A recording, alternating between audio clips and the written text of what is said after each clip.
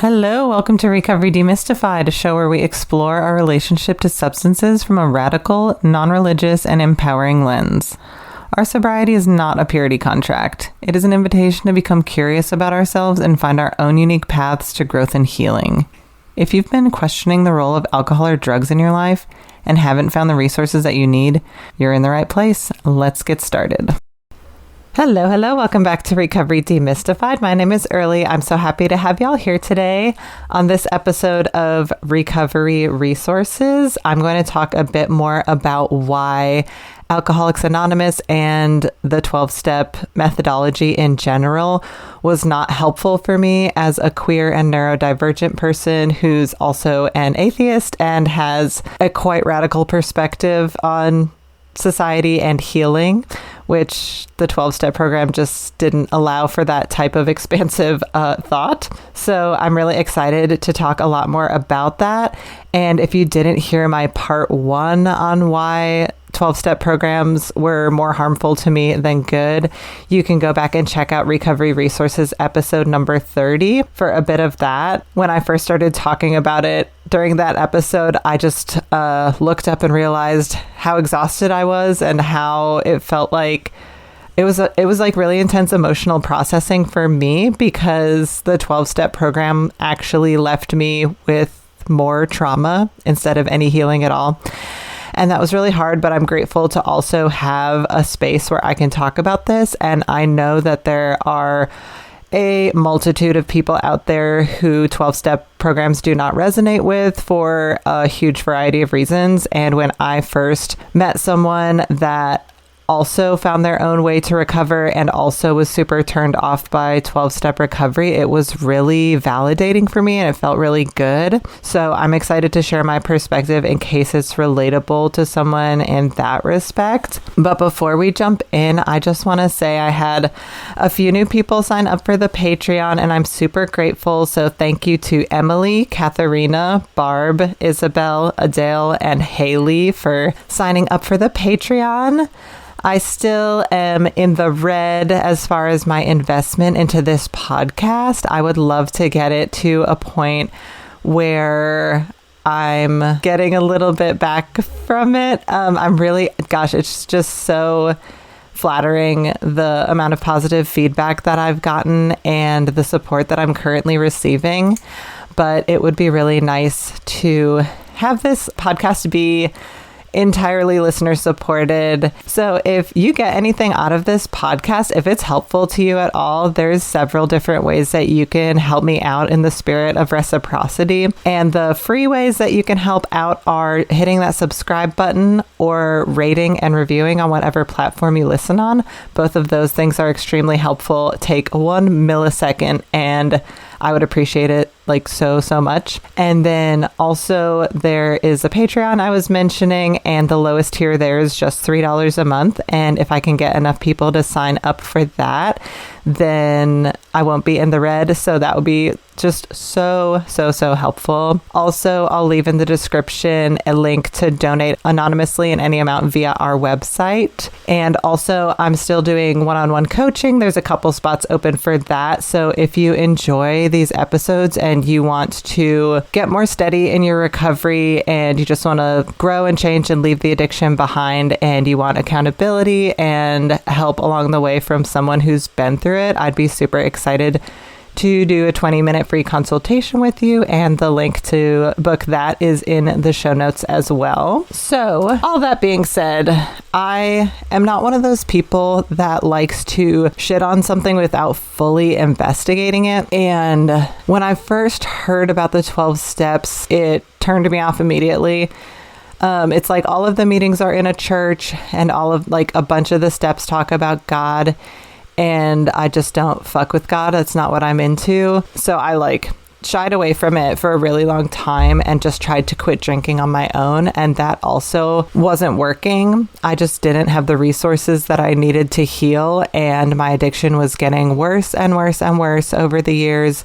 I would be able to quit for like some amount of time using willpower, but then ultimately I would go back to drinking. And I was in this really long cycle for about 13 years where I would quit and I'd go back to it, and I'd quit and I'd go back to it. I caused a lot of harm to a lot of people along the way, and eventually I found my own way out through all of the methods and resources that I talk about in the other recovery resources episodes. But before I did that, when I was in my like deepest moment of just absolute desperation, my entire life had completely crumbled and fallen apart, and I was in and out of inpatient facilities and jails, and most of my old friends didn't want to talk to me anymore because of all the harm that I'd caused and all of the lying and destruction, and I couldn't keep a job, and it was like an extremely hot mess. And at that point, when it was all just absolutely falling apart, I was like, fuck it. Like, I feel like I've tried everything. I will go to 12 steps. So I started going to AA, and I got a sponsor. It was like an atheist woman, and she was actually really great, and I don't like blame her at all for my bad experience. But I went and did the entire 12 steps. I've been to a shit ton of meetings, like in different states while I was still traveling a lot and everything. And this is all just to say, like, I jumped in. I did it like full force. I gave it everything I had, and I didn't just like judge the book by its cover, when in reality it was like my intuition and my ethics and like who I am as a person was not in alignment with that program. I'm still grateful that I tried it, because at that point in my life I was like, I don't know, like I had to try something. So there's a couple things that like I'm really grateful for about it. Like, it's free, which I think is really cool. It's like built on the concept of mutual aid, where people who have been through their addictions are there to like support other people who are trying to quit their addictions. And I think that that is great. And people were like broadly like really friendly and open and vulnerable. And so there was like good stuff about it. But I would leave every meeting feeling worse and like wanting to drink more. And I would leave my meetings working with my sponsor worse and wanting to drink more and feeling terrible about myself. And I would read the big book and I would just get vitriolic, like just obscenely angry, like completely irate. I have like revisited my journals from that time and been like, holy shit, like I was like becoming traumatized and damaged from my work with that program. And as I looked around me when I was in those rooms, I would see people who are from historically marginalized communities. I would see like women, people of color, and queer people and disabled people with their big books, which if you haven't been involved in the 12-step program, there's like 2 books that are approved literature, and one of them is a big book, and it's this like ancient, super outdated, sort of just like bizarrely wild ramblings of one wealthy white man from like 1939 or something. And it's still like unedited, the only book, well, one of 2 books that they like refer to at all for healing addiction. And I would see all these people with this book crossing out like half of the words in the book. And I was like, why are you doing that? And they're like, oh, I'm just trying to make it work for me. And that was like a huge red flag, because if you have to cross out half of the words in a book to make it work for you, then why not just do something different that actually works for you, instead of just trying to like redact and take out so many things out of a text. And it's really frustrating for me because 12-step programs are like just entirely ubiquitous. They're in the jails, they're in the treatment centers, and like doctors will refer people to these programs. And I think that it's like a result of living in a white, patriarchal, Christian, hegemonic society where there's like one viewpoint that's really deeply valued, and then that is a viewpoint that gets uplifted. And when there's other people that need other things, they don't get support to investigate that or create that kind of community infrastructure. Or if that community infrastructure does get created, it itself doesn't get support, or it even sort of gets like torn down and taken apart and suppressed. And I guess one of the things that was really frustrating for me with the ubiquity of AA, and I talk a little bit about the history of like where it came from, but essentially it was a program created in the late 1930s by and for wealthy, white, cisgender, straight men, Christians also. So like that was during a time when Jim Crow laws were still in place, and just like very soon after women got the right to vote. So it was a time in history when straight white cis men had this place in society that was like massively, largely inflated senses of self and power. And the program came from a group called the Oxford Group, which was an evangelical Christian program that had 6 steps, and then the guy that wrote the big book, Bill Wilson, expanded that into the 12 steps as we know it today.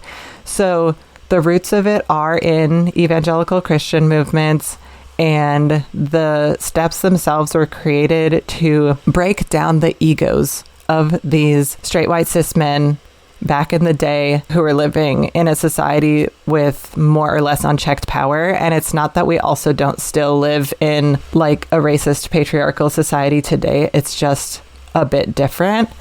But back then, it was the goal from the 12-step program is like to take people's inflated egos and break them down. And to say that that is a program that works for everyone does not take into account the fact that people from historically marginalized groups, you know, women, people of color, queers, disabled people, etc., perhaps those people don't have super enormous overinflated egos that need to be broken down because the cultural conditioning of society breaks us down on a daily basis.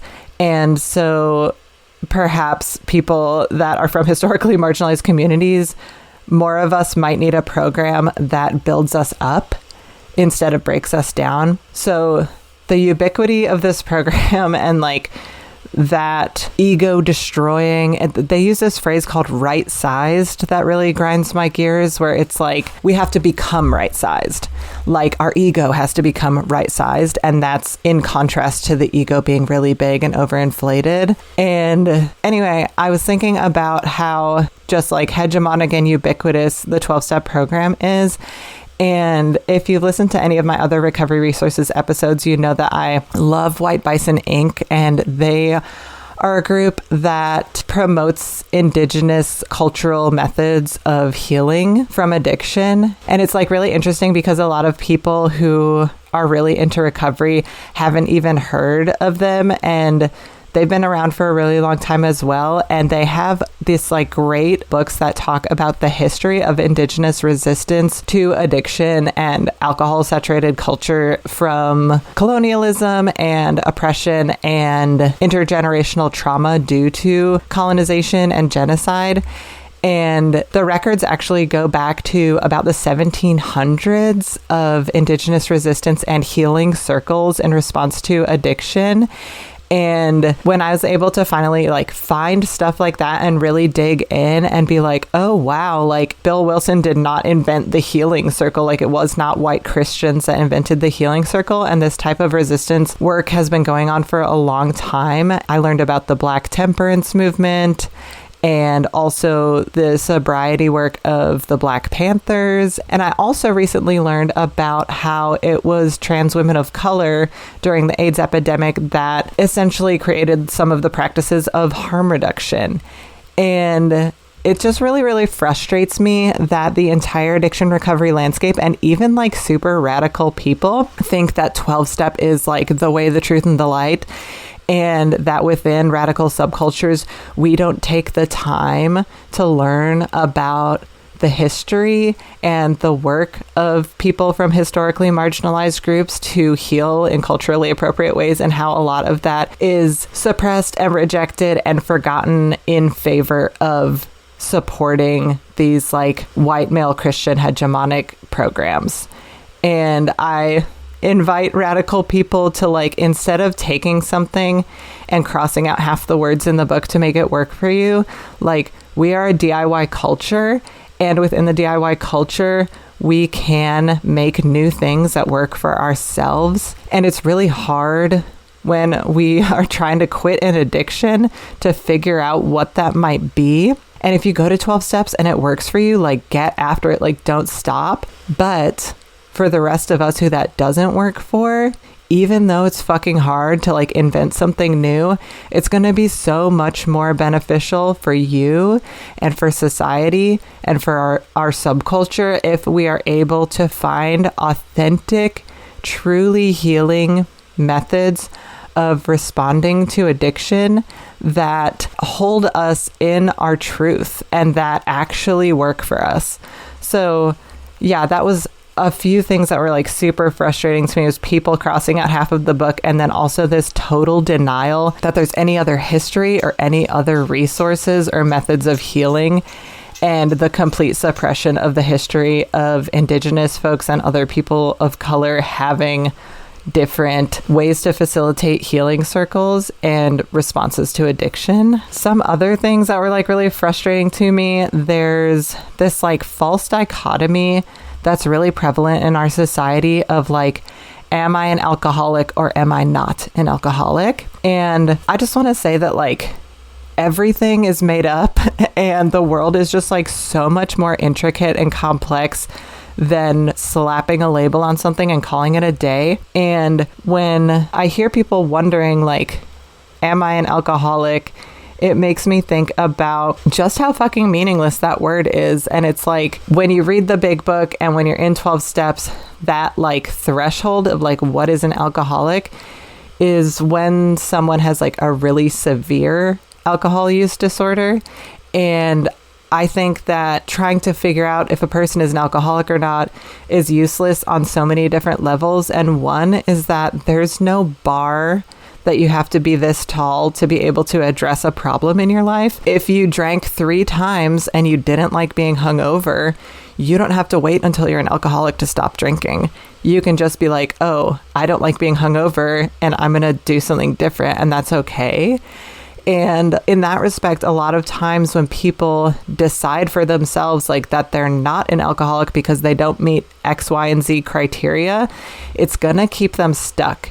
And the important thing to know is that like, when we're questioning our use of substances at any stage, that's okay. And you don't have to like be a certain amount addicted to question your relationship to substances. So I think this concept of like, if someone is an alcoholic is like the most meaningless thing ever, because we're all in a spectrum, we're all in a gray area. And it's really easy to point to someone else and be like, oh, well, that person is worse than me. That person drinks in the morning. That person has been to jail and I haven't been to jail yet. So I must not be an alcoholic. And I just think that that type of like labeling, that like meaningless labeling, it just really limits our ability to look inward and assess whether or not we want to access healing or like try something different in our lives. So I think that the emphasis on like labeling people alcoholics or addicts is really useless and unhelpful. There's also this part of AA and 12-step that was like so fucking frustrating for me. And it was like the idea of purity. And you can go through the whole program and they're like, oh, this isn't about religion. This isn't about God. It's a spiritual program and it's about your higher power as you understand him. And yes, they do say him. So you know it's about God. Okay, first off, that's gaslighting. Like, you're in a church, they're talking about God with a capital G, and then they're turning behind their backs and being like, oh, but it's just your higher power as you understand him. Wink, wink. It's a Christian program with Christian roots, and the underlying ideology of the work that they have you do is Christian ideology in nature. So you can say it's not God. You can say like, my God, like my higher power personally, when I did the 12 steps, was Mother Nature. And I I can call it Mother Nature, but within the framework of the 12 steps, you're participating in a program that is inherently Christian ideology, and that cannot be escaped. And a part of that was super frustrating for me was the purity model. And there's several ways that they hold people to this like purity, abstinence only standard. And one of them is about character defects, which was like one of the most fucking offensive terms to me, where I explained it in Recovery Resources episode number 30, where on step number 4, you make a list of people that you resent, and then you ask yourself, like, what is my part in this? And then after you ask yourself, what is your part in that? You can determine from that what your character defects are. And I hated myself when I entered the 12-step program. I was suicidal. I couldn't stop drinking. Everyone hated me. I hated myself. So to make a list of what my character defects were after I didn't believe there was anything good about me, like, that was super traumatizing, and it did not give me fuel to try to heal or get better, because the more I was told I had character defects, the less worthy I felt of making a change. And I'm like literally gonna cry just talking about this right now, because that shit was so hard. Being told I had a defective character, like, oh my God, like, fuck you. But we were like, in the program, you work to try to become free from character defects. And to me, that's like a gross purity model ideology. Like, it is so important to acknowledge harm that we've caused and know what we need to work on within ourselves and grow and change and heal. And so you could say it's just semantics, but for me, words mean everything. You know what I mean? Like, words are how we communicate our thoughts and feelings and desires with other human beings. It's one of the ways we can do that. And words are extremely powerful tools.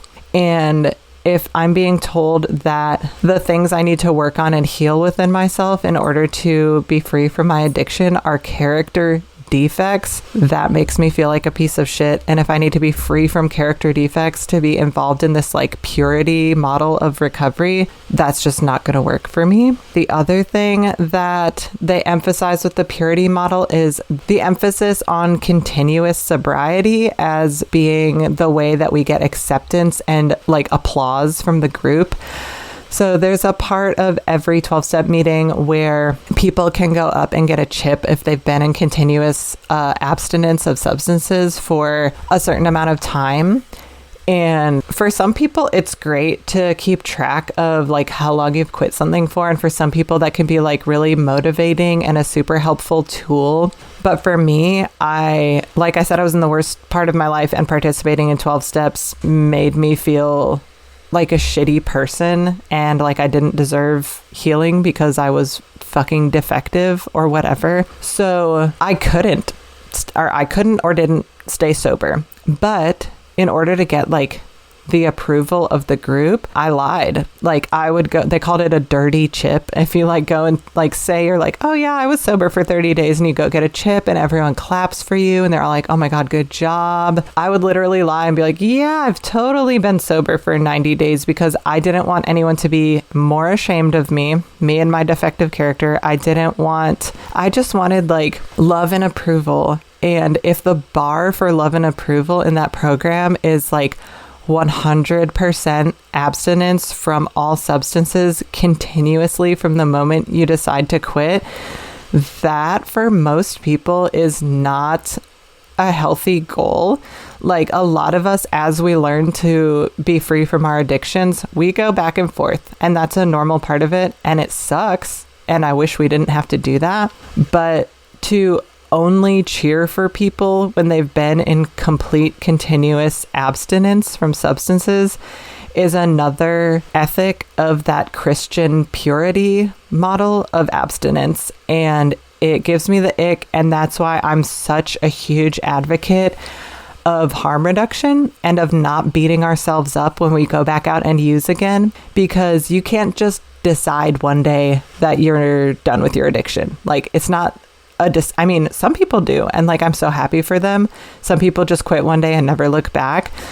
But for a lot of us, it's not a decision. Like, it's a deeper process than that. It's a decision, and then it's like peeling back the layers of an onion until we get down to the core. And when I was in that group with that focus on just complete and utter purity and the emphasis on continuous abstinence from substances being the bar that we need to reach for success, it felt too simple. It felt like it's a piece of the puzzle to not use substances, but it's not the measure of success for me. Like, the measure of success for me is going to be like working on having healthier relationships, healing from my own trauma, not causing harm for other people, healing my body, like getting into therapy, having breakthroughs. And the healing process for me is this like sort of immeasurable thing. And the emphasis on continuous sobriety and purity in that program, it's not that it made me lie, like I chose to lie, but we're all just trying to gain acceptance. And when the room full of people is like fucking clapping for you, and that's the only way you can get them to clap for you is by participating in their purity culture, I just think we need to all look at that and try to figure out a better way of encouraging each other than complete purity. And the other thing about purity culture that was really hard for me when I was in 12-step was that they don't allow for any type of harm reduction. And in fact, I think they have really harmful ways of forcing people to not participate in harm reduction. One of them is they constantly tell people, like, if you go back out and use again, you will die. And people believe that. And then I think the end result of that is when people inevitably do go back out and use again, they spin out of control because they're convinced that if they go back and out and use again, it's going to be this super chaotic situation. Their life's going to fall apart. They're going to go back to square one and they're going to die.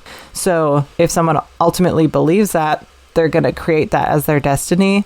And my personal opinion is that if you're doing healing work, all of the time that you have been off of substances and doing healing work, that doesn't go anywhere. That's still with you. And you can go back out and drink once and be like, well, that was a terrible fucking idea because now I'm hungover and I feel like shit and I'm just going to stop again. And I'm just going to plug back into my like healing lifestyle. So yeah, that emphasis on like, you're gonna die if you drink again, and that like fear tactics was so not helpful for me. And it's also not fucking true. Like, if you're doing healing work, you're creating new neural pathways in your brain. And if you go back out and use, you can just stop again and like find that new groove, that new neural groove in your brain that you've been creating. Like, it's still there for you. And they also, in 12 steps, to varying degrees of intensity of hatred of harm reduction, pretty much across the board, they're going to say like, you're not sober if you smoke weed, or like if you were a heroin addict and now once in a while you have like 2 beers, they're going to be like, oh, you're not in recovery. And some of them, it gets so extreme where some 12-step groups will say that you're not in recovery if you're on psych meds, like if you need an antidepressant or something. That can be highly stigmatized depending on what group you're in. And I think all of that shit is just like so short-sighted and so harmful. I think if you need a psych med and it helps you, that's super important and you should fucking do that. Like on what planet is that a bad thing? And also, if you are smoking weed and it's not a fucking problem and it's harm reduction, fucking do that. Like, who cares? Like, no one can define your recovery for you other than you. And personally in my life, when I finally was able to get into long-term recovery, the main problem at that stage was just alcohol. And I used Kratom for like a calendar year. And it truly saved my life. And Kratom also, like, just full disclosure, can be super addictive. And like, people do get really bad problems with it. However, in my life personally, I used it for a year and it took the edge off enough that it allowed me to step my foot in the doorway of recovery. And if I was on Kratom and going to 12-step groups, they would have told me that I was not sober and that I was not in recovery. And if I believed that and got off of Kratom, I might have been too uncomfortable and gone back to drinking. So there's just so much more complexity in being a human, in being on a healing path, in our recovery than the 12 steps gives space for. And it was just like deeply, deeply frustrating, and based in cultural conditioning of a Christian abstinence-only purity model. And yeah, all that kind of stuff was just like, I'm sure you can hear it in the tone of my voice. Oh my God, that I'm just, yeah, it was harmful for me. There's like a couple other things that bothered me. And one of them is there's this emphasis on always being outside of ourselves, like around other people. They don't talk a lot about the value of being alone. And it's always about getting outside of yourself. Like the advice that I always heard over and over and over was like, oh, if you have a craving or a problem or if something's difficult in your life, you go to a meeting or you call someone else in the program. And not that I don't think those are good coping skills and they have their place, like calling someone supportive is great. Going to a meeting can be great. But if those are like the only things that we do when we're uncomfortable, not only do we not learn how to tolerate discomfort, which I think is one of the most important things we could possibly do in recovery, is learn how to be uncomfortable and survive it. Yeah, these tactics ask us to suppress our discomfort by getting outside of ourselves. I think there's also so much value in learning how to be alone. A lot of our addiction is this suppression of discomfort, this suppression of difficult thoughts. And I think having a practice of like engaging with alone time, learning how to be uncomfortable, addressing our own thoughts and like witnessing them and learning about them is so fucking important. So the advice that I always got was just constantly go to a meeting or call someone in the program. And it never was like, can you sit with yourself? Can you practice being uncomfortable? It was never that. And I learned in my own recovery journey personally that learning how to be comfortable being uncomfortable and learning how to sit with myself were just like absolutely instrumental skills. And I hate that that was suppressed when I was in the program. There's also this emphasis on not trusting yourself and that you're always wrong, and to look outside of yourself again for finding information and trust. Like, there's so many fucking catchphrases in this program. It's so culty, where everyone just like repeats the same shit over and over, I think without like analyzing its value at all. And one of the things that I heard so much was take the cotton out of your ears and put it in your mouth. Which, like, okay, learning how to listen is a good skill, but this is some like mad dad shit, and it's like unhelpful and harmful. And I don't know, it's just assuming that we don't have any innate intelligence and we cannot learn to trust ourselves. And yeah, take the cotton out of your ears and put it in your mouth. I'm sorry, I just read that sentence and I was like, it makes me upset, y'all. But yeah, there's phrases like that. There's one where they say stinkin' thinkin' or my own best thinking got me here, which are like catchphrases that they teach you to not trust your own mind, which I think it's so important to like look at our thought patterns and learn about them and address them and deeply learn how to look inwards and find why we think the weird ass shit that we think, you know? And my emphasis is on learning how to identify the addicted voice through addicted voice recognition technique. So I do understand the frustration with having difficult thoughts, but all of the catchphrases that teach you to not trust yourself, like my own best thinking got me here crap. There is also this thing my sponsor would have me do where if I was worried about something, I would write it on a piece of paper and put it in a box that we called the God box.